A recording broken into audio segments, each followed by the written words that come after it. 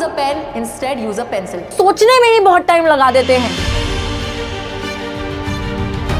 Bad hand writing से कोई फर्क नहीं पड़ता। इस तरीके से तुम्हारा आंसर शीट जो है ना वो टॉपर के आंसर शीट जैसा लगेगा। वहां पर आप एक ऐसे छोटा सा एक माइंड मैप बना दो। बेसिकली सारा का सारा खेल ही आंसर राइटिंग का होता है एग्जाम्स के अंदर। सेक्शंस के ऑर्डर में फर्क नहीं पड़ता। वक्त से लड़कर जो नसीब बदल दे, इंसान वही जो तकदीर बदल दे। वक्त से लड़कर जो नसीब बदल दे, इंसान वही जो तकदीर बदल दे। कल क्या होगा ये मत सोचो, कल क्या होगा ये मत सोचो, क्या पता कल खुद अपनी तस्वीर बदल ले। तो बच्चों इसी बात के साथ आज के सेशन को करते हैं चालू। This is your educator Ujjwala पुंज और आज के इस क्लास में मैं आप लोगों को बताने जा रही हूं हमारे कुछ आंसर राइटिंग टिप्स के बारे में। बेसिकली क्लास नहीं है, बेसिकली एक सेशन है जहां पर हम लोग ये जानने वाले हैं कि कौन सी वो ऐसी टिप्स हैं जिसके थ्रू अगर हम लोग आंसर को लिखेंगे तो हमारा आंसर एक ऐसा आंसर बन जाएगा जो कि एग्जामिनर की आंखों में चमक जाएगा और आपको फुल बटा फुल नंबर दिलवा देगा। बेसिकली सारा का सारा खेल ही आंसर राइटिंग का होता है एग्जाम्स के अंदर। बोर्ड एग्जाम में बच्चों इस चीज से इतना फर्क नहीं पड़ता कि आपको कितना आता है, बल्कि इस बात से फर्क पड़ता है कि आपको जो आता है आप उसको एग्जाम में प्रेजेंट किस तरीके से कर आते हो। क्योंकि जो एग्जामिनर है उनके पास इतना टाइम नहीं होता है कि वो एक एक चीज को एनालाइज करेंगे। उन लोगों को अगर आपका आंसर फुल प्रूफ तरीके से बढ़िया लगता है तो आपको फुल नंबर दे देते हैं एंड काम वहीं पे खत्म हो जाता है। तो कैसे लिखें हम वो आंसर्स जिससे कि हम लोग फुल मार्क्स को ला सकें। मैं खुद बच्चों ह्यूमैनिटीज बैकग्राउंड से हूं, so I know the problem that you guys are facing. आप लोगों को ये सारी प्रॉब्लम्स आती हैं क्योंकि हमारे ज्यादातर पेपर्स थ्योरेटिकल होते हैं और थ्योरी पेपर्स के अंदर मैक्सिमम प्रॉब्लम ही आंसर राइटिंग में आती है ना। क्योंकि चीजें तो हम पढ़ लेते हैं, चीजें तो हमको समझ में आ जाती हैं, बट अब आंसर कैसे लिखें। ऊपर से दिक्कत ये होती है, कोई बच्चा बोलेगा कि मैम मेरी तो अच्छी हैंड राइटिंग ही नहीं है तो मेरा तो कोई स्कोप ही नहीं है, मेरे को तो बुरे नंबर ही मिलेंगे। बैड राइटिंग है तो उसके साथ कैसे डील किया जा सकता है।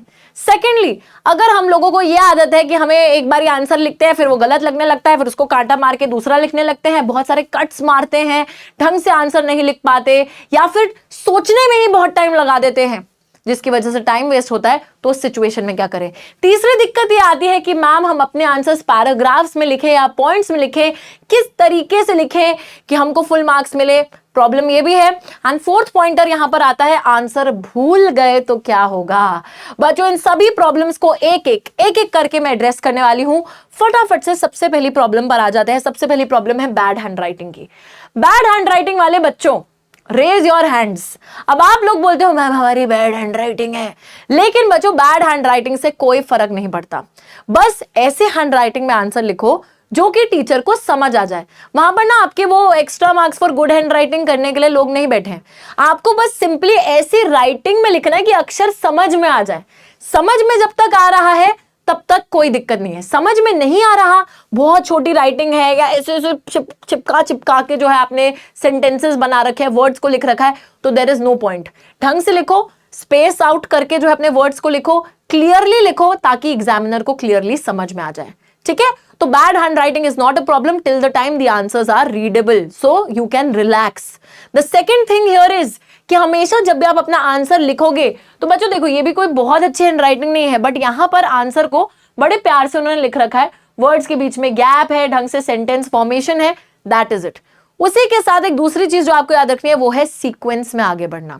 सीक्वेंस का मतलब क्या होता है कि हम अगर एक सेक्शन अटेम्प्ट कर रहे हैं कि सेक्शन ए हम पहले अटेम्प्ट कर रहे हैं, तो सेक्शन ए में हम सबसे पहले फर्स्ट सेकंड थर्ड ऐसे करके क्वेश्चंस को अटेम्प्ट करें।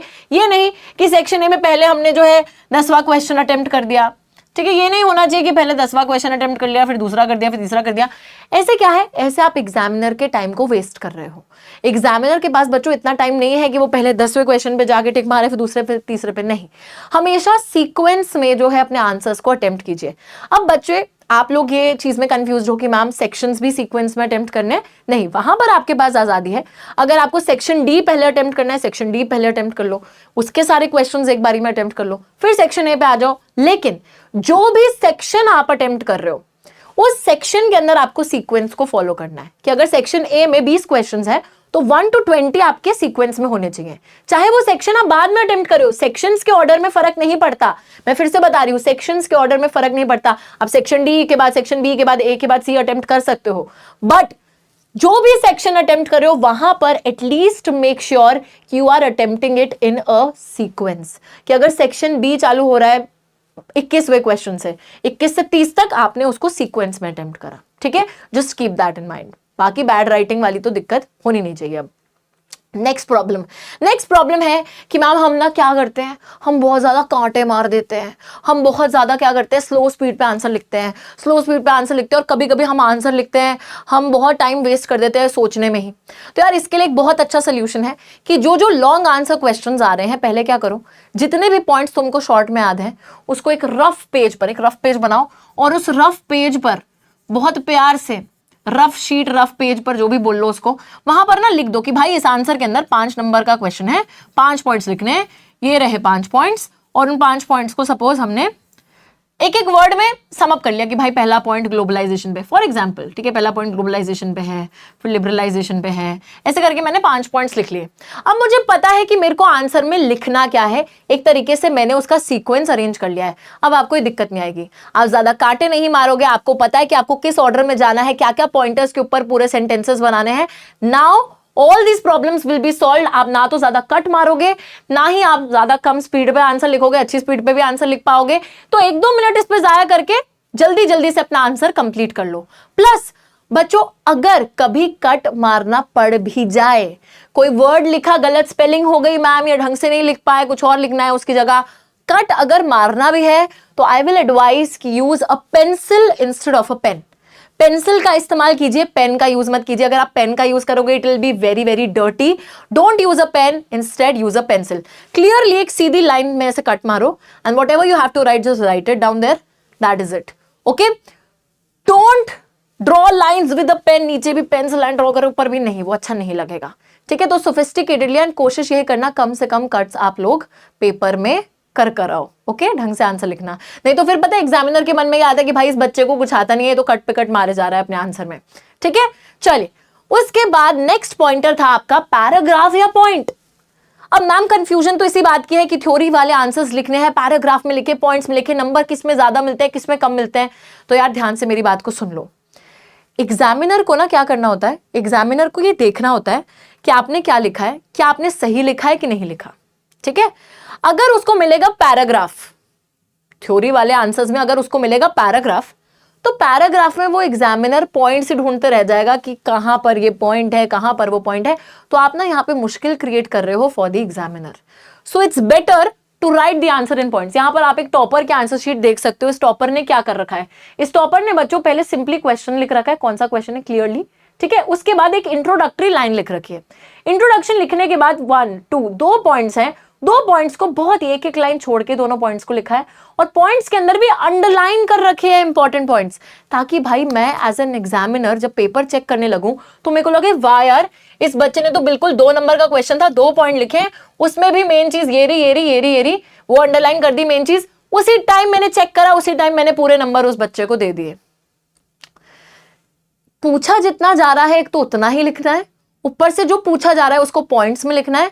2 नंबर का क्वेश्चन 2 से 3 पॉइंट, 3 नंबर का क्वेश्चन 3 से 4 पॉइंट, 5 नंबर का क्वेश्चन 5 से 6 पॉइंट में उसको रैप अप करना है।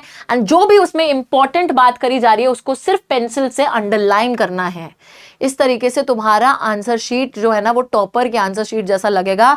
एंड बच्चों, एग्जामिनर को लगेगा वाओ यार, इस बच्चे ने तो हमारे लिए काम इतना आसान कर दिया, इसको तो सब कुछ आता है, वो झटाक से आपको नंबर देंगे, ठीक है। तो इस चीज का याद रखिएगा। प्लस अभी एक्स्ट्रा टिप्स भी बताऊंगी।